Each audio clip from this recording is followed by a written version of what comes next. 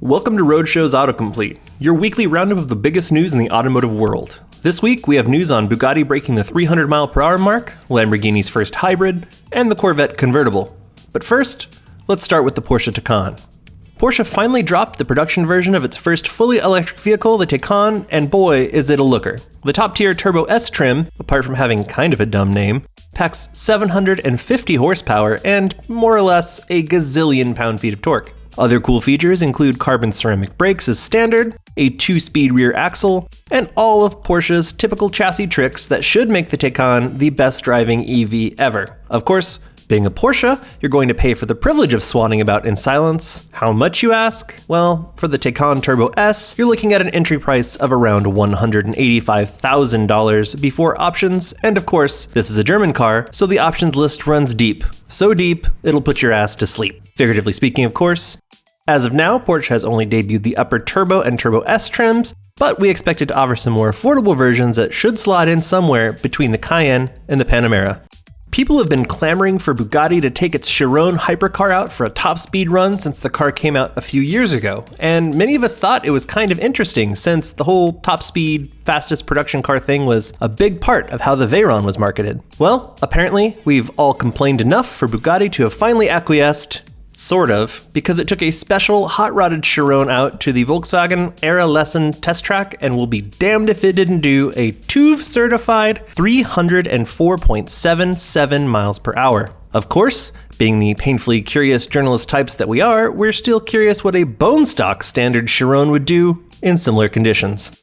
We feel kind of bad for Lamborghini right now, because it chose this week, of all weeks, to drop the news of its new hybrid hypercar, which it's calling the Sian, and it's going to be pretty tough for anyone to top Bugatti's big news, let alone the Porsche Taycan launch. Still, the Sian is definitely worth talking about because this new technological tear is Lamborghini's first crack at a hybrid powertrain. Unlike your neighbor's Prius though, the Sian ditches the battery in favor of a much faster acting supercapacitor. This means that it'll charge real fast and discharge even faster, helping the Sian reach its headline 819 horsepower figure. When the first Aston Martin Vanquish came out, it managed to blow pretty much everyone who saw it away with its incredibly beautiful proportions. But unfortunately, that sense of awe faded pretty quickly once you got in and started driving, thanks in large part to its terrible transmission and questionable build quality. Aston later offered owners a chance to send their cars back, at their own expense, to the factory for a conversion to a true 3-pedal 6-speed manual gearbox, which helped a lot, but by then, the Vanquish was mostly a footnote. Famed automotive designer Callum doesn't think that should be the case though, so he went about modifying the original Vanquish to bring it up to 2019 standards. The result is frankly staggering.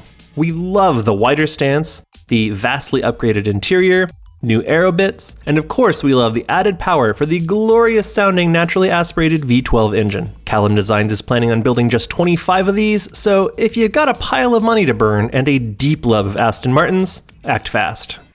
Tesla's Supercharger network has been quietly creeping across the globe, which is good news for owners, but European Tesla owners are getting some truly great news because the Big T is bumping its charge rate for its Euro V2 superchargers from just 120 kilowatts all the way up to 150 kilowatts, and that should mean a decent improvement in charge speed for people on the go. Interestingly, and somewhat atypically, we didn't actually hear about this news from Tesla. Instead, a European Tesla owner tweeted about the new charge rate, and the company confirmed his suspicions with a retweet.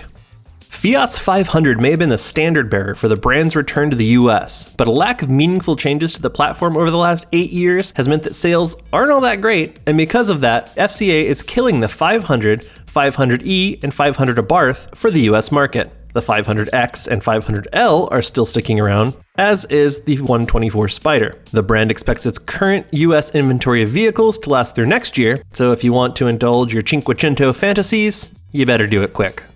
People are hyped over the 2020 Corvette and all of the performance its mid-engine layout promises. But there are still plenty of folks for whom it's not enough. Those folks are called dads, and their appetites for cheap American speed won't be sated until Chevy releases a drop-top version. Luckily for those jean shorts enthusiasts, the General is listening, and it's planning on releasing a vert version as early as next month. This tidbit of information comes courtesy of a GM plant manager, and, those dudes have to be reliable, right?